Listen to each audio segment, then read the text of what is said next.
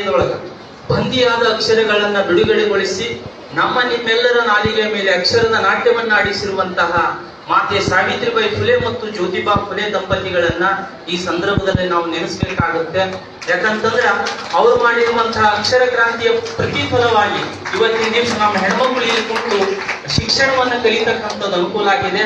ಅದೇ ಮಾದರಿ ಒಳಗ ಇಡೀ ಕರ್ನಾಟಕದಲ್ಲಿನೇ ಪ್ರತ್ಯೇಕವಾಗಿರುವಂತಹ ಮಹಿಳಾ ಇಂಜಿನಿಯರಿಂಗ್ ಕಾಲೇಜನ್ನ ತೆರೆಯುವುದರ ಮೂಲಕ ಶರಣ ಬಸವೇಶ್ವರ ಸಂಸ್ಥಾನ ಇಡೀ ಕರ್ನಾಟಕಕ್ಕೆ ಮಾದರಿಯಾಗಿರುವಂತದ್ದು.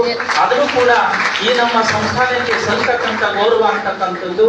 ಹಾಗಾಗಿ ತಾವೆಲ್ಲರೂ ಕೂಡ ಇಲ್ಲಿದ್ದಿರ್ತಕ್ಕಂಥ ಉಪನ್ಯಾಸಕರ ವಿದ್ಯೆಯನ್ನ ಸರಿಯಾಗಿ ಅರ್ಥಕೊಂಡು, ಯಾಕಂತಂದ್ರೆ ಕಾಂಪಿಟೇಟಿವ್ ಜಗತ್ತನ್ನ ನೀವು ಇನ್ನೂ ಕೂಡ ಕಾಲಿಟ್ಟಿಲ್ಲ.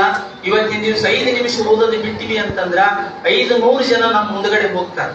ಅಂತ ಸಂದರ್ಭದಲ್ಲಿ ನಾವು ಬದುಕ್ತಾ ಇದ್ದೇವೆ. ಹೊರಗಡೆ ಬಹಳ ಪ್ರಕ್ಷುಬ್ಧವಾಗಿರುವಂತಹ ವಾತಾವರಣ ಇದೆ.